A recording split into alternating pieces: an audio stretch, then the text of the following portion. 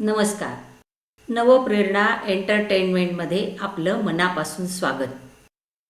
नाशिकच्या सामाजिक, शैक्षणिक आणि सांस्कृतिक जीवनाला समृद्ध करणाऱ्या अनेक विदुषी स्त्रियांनी आपल्या कार्याने समाजावर अमिट ठसा उमटवला आहे. काही स्त्रिया आज आपल्यात नाहीत, तर काही आजही आपल्या कार्याने समाजाला प्रेरणा देत आहेत. त्यांच्या कर्तृत्वाची ओळख पुढील पिढ्यांना व्हावी, त्यांच्या कार्याची नोंद राहावी आणि त्यातून प्रेरणा मिळावी या उद्देशाने या मालिकेतून आपण नाशिकमधील अशा प्रेरणादायी स्त्रियांच्या जीवनाचा वेध घेत आहोत. आज आपण ओळख करून घेणार आहोत अशाच एका प्रेरणादायी व्यक्तिमत्वाची. इतिहास घडवणारी प्रत्येक व्यक्ती प्रकाश झोतातच असते असे नाही. काही व्यक्तिमत्वे प्रसिद्धीपासून जाणीवपूर्वक दूर राहतात, पण त्यांचे कार्य काळाच्या पलीकडे जाऊन समाजाला दिशा देत राहते. अशीच एक शांत, संयमी, अभ्यासू, विदुषी, स्वातंत्र्यसैनिक, आयुर्वेद अभ्यासक आणि समाजसेविका. स्वातंत्र्य लढ्यात सहभागी होऊन तुरुंगवास भोगणाऱ्या, मोठ्या एकत्र कुटुंबाची जबाबदारी सांभाळत आयुर्वेद तीर्थ ही पदवी संपादन करणाऱ्या आणि नाशिकमध्ये आरोग्य सेवा आणि समाज प्रबोधनाचा दीप प्रज्वलित ठेवणाऱ्या एका असामान्य स्त्रीचा जीवन प्रवास आज आपण जाणून घेणार आहोत. त्या आहेत यमुताई गोगटे. यमुताई गोगटे यांचा जन्म 5 मे 1913 रोजी पुण्यातील जोग कुटुंबात झाला. त्यांचे वडील दत्तात्रय महादेव जोग हे सुधारक विचारांचे होते.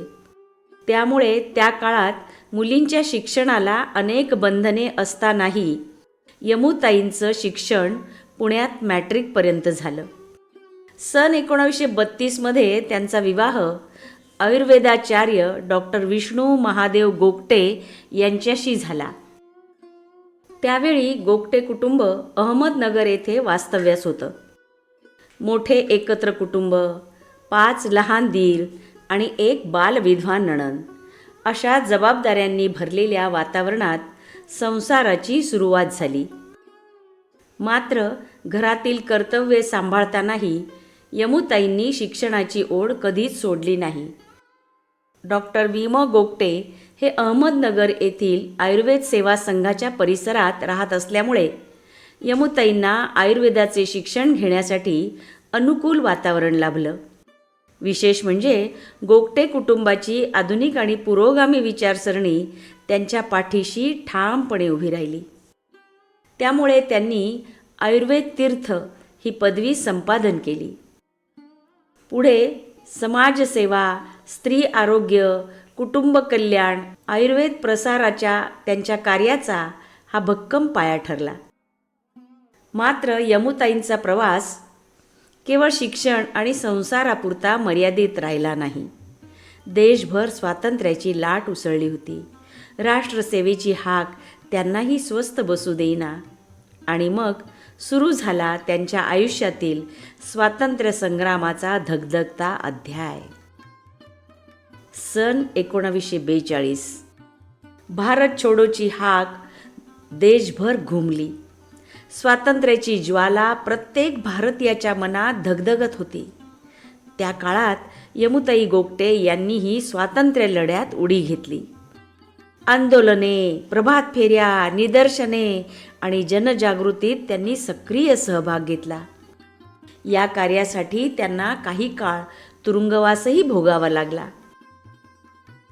स्वातंत्र्यानंतर त्यांच्या या योगदानाची राष्ट्राने योग्य दखल घेत स्वातंत्र्याच्या 25व्या वर्षानिमित्त 15 ऑगस्ट 1972 रोजी भारत सरकारतर्फे पंतप्रधान श्रीमती इंदिरा गांधी यांच्या हस्ते त्यांना स्वातंत्र्य सैनिक म्हणून ताम्रपत्र प्रदान करण्यात आलं. हे ताम्रपत्र केवळ सन्मानचिन्ह नव्हतं, तर यमुनाताईंच्या राष्ट्रसेवेचा, त्यागाचा आणि स्वातंत्र्य लढ्यातील अमूल्य योगदानाचा अधिकृत गौरव होता. स्वातंत्र्य सैनिक, आयुर्वेद अभ्यासक, संशोधक, लेखिका आणि समाज प्रबोधक या सर्व भूमिका त्यांनी तितक्याच समर्थपणे निभावल्या. देशसेवा आणि समाजसेवा यांचा सुंदर संगम त्यांच्या संपूर्ण जीवन प्रवासात दिसून येतो. म्हणूनच यमुताई गोगटे यांचं व्यक्तिमत्व आजही प्रेरणेचा अखंड स्रोत ठरतं. स्वातंत्र्य लढ्यातील सक्रिय सहभागानंतर यमुताईंच्या आयुष्याला नवी दिशा मिळाली. आयुर्वेदाच्या अभ्यासाची. पती आयुर्वेदाचार्य डॉक्टर वी म गोगटे यांच्या सहवासात त्यांनी चरक, सुश्रुत, अष्टांगहृदय यासारख्या प्राचीन आयुर्वेद ग्रंथांचा सखोल अभ्यास केला. औषधी वनस्पतींचे ज्ञान, संशोधनाची वृत्ती आणि ग्रंथ निर्मितीची तळमळ यामुळे त्या केवळ आयुर्वेदाचार्याच्या सहचारिणी राहिल्या नाहीत, तर स्वतःही अभ्यासू संशोधक आणि लेखिका म्हणून ओळखल्या जाऊ लागल्या. 1944 साली गोगटे दाम्पत्य नाशिकमध्ये स्थायिक झालं आणि इथूनच त्यांच्या समाजसेवेच्या नव्या पर्वाला सुरुवात झाली. त्या काळात नाशिकमध्ये रविवार कारंजा येथे कुटुंब नियोजन केंद्र सुरू झालं होतं. हा विषय समाजासाठी पूर्णपणे नवा होता. लोकांमध्ये अनेक गैरसमज होते. हे लक्षात घेऊन डॉक्टर यमुताई गोगटे यांनी केंद्रातून जनजागृतीचं महत्त्वपूर्ण काम हाती घेतलं. कुटुंब नियोजन कामात त्यांच्याबरोबर डॉक्टर इंदुमती जोशी, सौ बकुळाताई मोडक आणि सौ इंदुताई जोशी यांचाही सहभाग होता. दर शनिवारी संध्याकाळी त्या चौघीजणी मिळून स्त्रियांना कुटुंब नियोजनाबाबत सल्ला देत असत. आयुर्वेदाचार्य म्हणून उपचार करणे हेच त्यांचं कार्य नव्हतं, तर समाजाचं आरोग्य घडवण्यासाठी त्यांनी गावोगावी जाऊन महिलांना माता बाल आरोग्य, पोषण, स्वच्छता आणि कुटुंब नियोजन यांचं महत्त्व समजावून सांगितलं. आरोग्यदायी कुटुंब म्हणजेच सुदृढ समाज ही त्यांची ठाम भूमिका होती. यमुताईंना स्त्री आरोग्य हा केवळ वैद्यकीय विषय वाटत नव्हता. तो स्त्रीच्या सन्मानाचा आणि सशक्तीकरणाचा पाया आहे अशी त्यांची ठाम धारणा होती. त्या मुलींच्या शाळांमध्ये जाऊन किशोरवयीन आरोग्य, मासिक पाळी, शरीररचना, मातृत्व आणि स्वच्छता याविषयी वैज्ञानिक, मोकळे आणि निर्भीड मार्गदर्शन करत. ज्या विषयांवर त्या काळात बोलायलाही संकोच वाटत असे ते विषय त्यांनी सहज, समजूतदारपणे आणि आत्मीयतेने विद्यार्थिनींसमोर मांडले. अनेक मुलींमध्ये आरोग्याविषयी जागरूकता निर्माण करण्याचे हे त्यांचे मौलिक समाजकार्य होते. त्यांच्या या शिकवणुकीचा परिणाम इतका खोलवर झाला की पुढे त्या विद्यार्थिनी आई झाल्यावर त्यांनीही आपल्या मुलींना तेच आरोग्याचे संस्कार दिले. अशा प्रकारे यमुताईंनी दिलेलं ज्ञान एका पिढीकडून दुसऱ्या पिढीकडे वाहत राहिलं. हीच त्यांच्या कार्याची खरी यशोगाथा ठरली. यमुताई आयुर्वेद शास्त्रात पारंगत होत्या, तर त्यांचे पती डॉक्टर वी म गोगटे हे नाशिकचे प्रख्यात आयुर्वेदाचार्य होते. त्यांनी द्रव्य गुण विज्ञान हा 838 पानांचा ग्रंथराज लिहिला. या ग्रंथात 361 वनस्पतींची सविस्तर माहिती दिली आहे. वनस्पतींचे गुणधर्म, कोणत्या व्याधीवर किती मात्रा, किती दिवस सेवन करावे याचे अत्यंत विस्ताराने वर्णन असल्यामुळे या ग्रंथाला आयुर्वेदाची गीता असे म्हटले जाते. डॉक्टर वी म गोगटे यांच्या वैद्यकीय आणि सामाजिक कार्यामुळे घरात सतत पाहुणे, विद्यार्थी, अभ्यासक आणि विविध क्षेत्रातील मान्यवरांचा राबता असे. अशा वेळी संपूर्ण घराची जबाबदारी यमुताईंनी अत्यंत शांतपणे आणि समर्थपणे सांभाळली. वेळी अवेळी येणाऱ्या प्रत्येक पाहुण्याचा त्यांनी मनापासून पाहुणचार केला. त्या काळी गोगटे कुटुंबात मांसाहार पूर्णपणे वर्ज्य होता. तरीही इंडो फ्रेंच सोसायटीच्या एक्सचेंज कार्यक्रमांतर्गत दरवर्षी फ्रान्समधून येणाऱ्या पाहुण्यांच्या सवयीचा आदर राखत त्यांच्यासाठी आवश्यक असलेले मांस, अंड्याचे पदार्थ घरात तयार करण्यास त्यांनी कधीही संकोच केला नाही.